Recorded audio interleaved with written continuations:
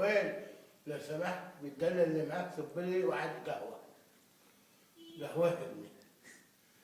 وبعدين عمك السعدون وعمك مسلم البراك كمان يجيب لهم الدالة نضيفة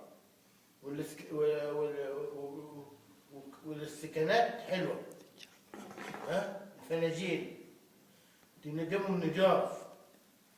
ها؟ وايه اللي انت بتعمله؟ انت دخلت المجلس ازاي؟ عايز اعرف انت دخلت المجلس ازاي؟ داخل السور ولا من تحت السور ولا من فوق السور ولا نطيت المجلس ازاي؟ مش عارف. ها؟ تنقي ايه؟ تتجنن؟ ها؟ يا ويل يا ويل حرام عليك، ده انت جننت العالم كله يستعجبوا انت عملت ايه من تعيش الداله اللي انت ماسكها هي اللي وصلتك. وبعدين عمك مسلم البراك يصب لي قهوه والسعدون رئيس المجلس عمك اللي هيرئسك.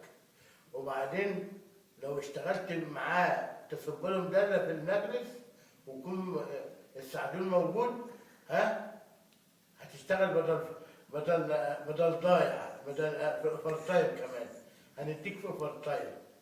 يا جواهر اسمع كلام اعمامك عشان هم يرفعوك لفوق.